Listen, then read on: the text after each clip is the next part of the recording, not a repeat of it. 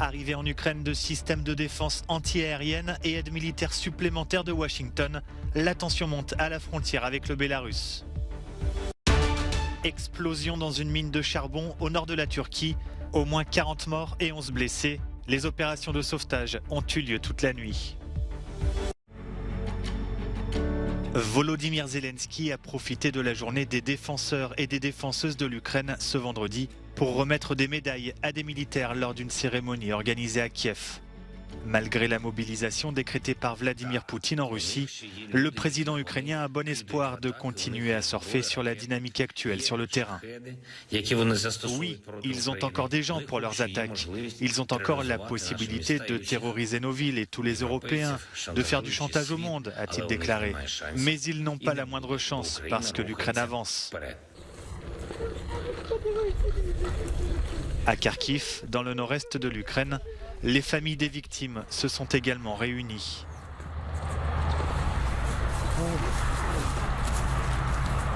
Pour contrer les bombardements russes, l'armée ukrainienne va désormais pouvoir compter sur des systèmes de défense anti-aérienne livrés par les Occidentaux. Washington vient également d'annoncer une aide militaire supplémentaire de 725 millions de dollars. De son côté, Moscou envoie des troupes au Bélarus, sa base arrière depuis le début de l'invasion de l'Ukraine, répondant ainsi à l'appel d'Alexandre Loukachenko qui dit son pays menacé.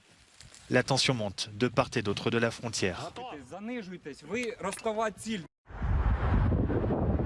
Au nord de la Turquie, une explosion dans une mine de charbon a fait au moins 40 morts et 11 blessés.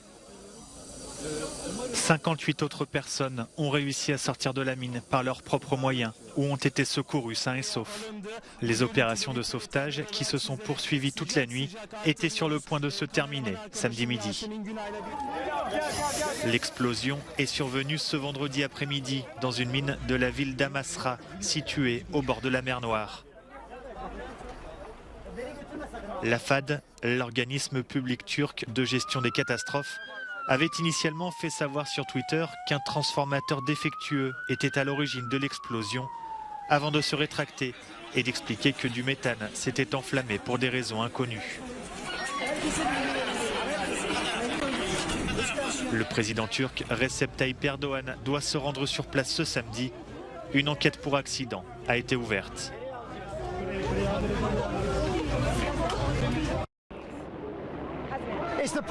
Sitôt arrivé, sitôt reparti, le ministre des Finances britannique Kwasi Kwarteng a été poussé au départ ce vendredi, un mois après sa prise de poste.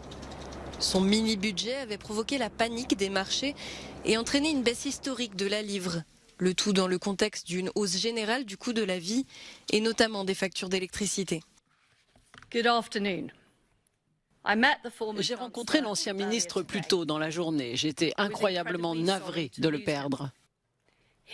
C'est un grand ami et il partage ma vision sur la manière de placer ce pays sur la voie de la croissance. Aujourd'hui, j'ai demandé à Jeremy Hunt de devenir le nouveau ministre des Finances. C'est l'un des ministres et parlementaires les plus expérimentés et les plus respectés et il partage mes convictions et mes ambitions pour notre pays.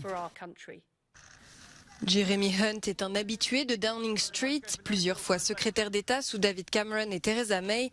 Il était candidat malheureux à la direction du Parti conservateur. Sa nomination est vue comme une manière de rassurer les marchés et les électeurs que le gouvernement tourne le dos aux politiques monétaristes radicales si impopulaires. Mais si elle ne parvient pas à convaincre, les jours de Liz Truss en tant que première ministre sont comptés.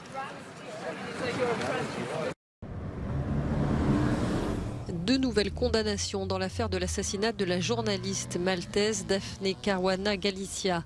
Deux frères, George et Alfred De Giorgio, ont plaidé coupables au premier jour de leur procès et ont été condamnés chacun à 40 ans de prison. Ils ont été condamnés pour avoir fabriqué et fait exploser la bombe ayant tué dans sa voiture la journaliste de 53 ans qui dénonçait la corruption endémique dans le petit archipel méditerranéen. L'an dernier, un autre homme, Vincent Muscat, avait été condamné pour l'assassinat à 15 ans de prison. 3 autres personnes doivent encore être jugées dans cette affaire.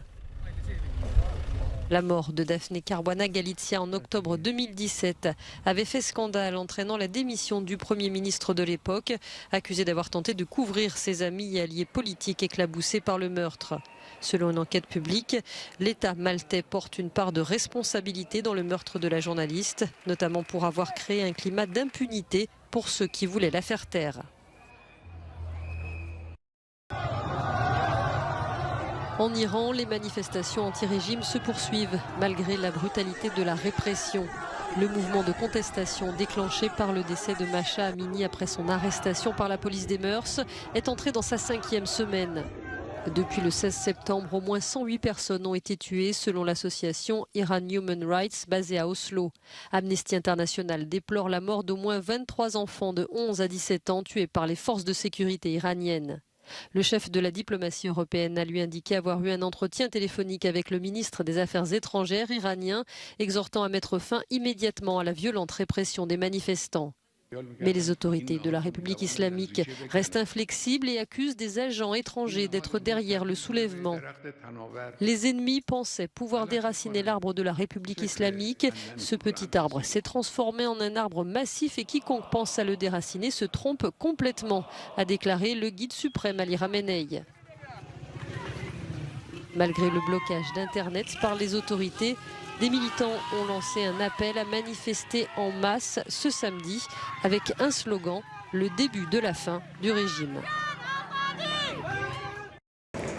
Un tiers des femmes en moyenne dans l'Union européenne ont été victimes de violences physiques ou sexuelles. L'industrie de la mode est le théâtre de nombreux cas et les anciennes mannequins sont souvent les visages qui se cachent derrière ces données de l'Agence européenne des droits fondamentaux. Les victimes venues de différents pays ont partagé leurs souffrances lors d'une conférence organisée au Parlement européen sur les violences faites aux femmes. Nous ne luttons pas seulement contre les violences sexuelles commises par des prédateurs, parfois liés au crime organisé, mais aussi contre le système judiciaire qui nous empêche d'obtenir justice. Les viols et les agressions sexuelles détruisent le sentiment d'identité d'une personne, la sécurité et la confiance envers les autres. L'ancienne mannequin Ebba Karlsson a écrit un livre sur son calvaire. La Suédoise est aujourd'hui prête à partager ses conseils et son expérience. Vous pouvez contacter une organisation, vous en trouvez partout en ligne. C'est véritablement la première chose à faire. Ensuite, ce n'est pas votre faute et vous n'êtes pas seul. Lorsque j'ai commencé à partager mon livre, j'ai réalisé que je n'étais pas seul. Il y avait en fait de nombreuses personnes. Nous nous sommes retrouvés et nous avons réalisé que nous devions faire quelque chose. S'il y a une affaire, nous devons changer la loi pour protéger des personnes comme nous. La Commission européenne a proposé en mars dernier de traiter ce genre de violence comme un crime particulièrement sérieux avec une dimension transfrontalière. Le nouveau texte est désormais entre les mains des eurodéputés. Il doit définir des règles minimales de qualification criminelle et de sanctions, y compris l'indication du délai de prescription pour ces crimes. Il est impératif que les procédures et la prise en charge des victimes puissent intervenir rapidement. C'est-à-dire que quand une victime vient déposer plainte, il faut qu'elle soit prise en charge, que le dossier soit tout de suite transmis au procureur de la République et qu'il y ait une réponse pénale adaptée aux faits qu'elle dénonce. On a besoin d'une harmonisation sur le plan d'abord européen, peut-être par la suite international, pour donner du poids à notre législation. La proposition actuelle comprend des mesures de prévention, de protection et de poursuite judiciaire de ces crimes, et notamment concernant le harcèlement sur Internet. Nouvelle action coup de poing spectaculaire de militants écologistes. Elle a eu lieu cette fois à la National Gallery de Londres où 2 jeunes activistes ont jeté de la soupe à la tomate sur les tournesols de Van Gogh sans toutefois endommager le célèbre tableau estimé à 84 millions de dollars qui est protégé par une vitre. Sur leur t-shirt, le message « Just Stop Oil » pour demander l'arrêt du recours aux hydrocarbures responsables de la pollution et du réchauffement climatique. Qu'est-ce qui vaut le plus, l'art ou la vie ? Êtes-vous plus préoccupé par la protection d'une peinture ou la protection de notre planète et des populations ? La crise du coût de la vie vient des énergies fossiles. Le pétrole est devenu inabordable pour des millions de familles qui ont froid et faim. Elles n'ont même pas les moyens de s'acheter une boîte de soupe. Les 2 jeunes militantes qui se sont collées également les mains au mur ont été arrêtées pour dégradation.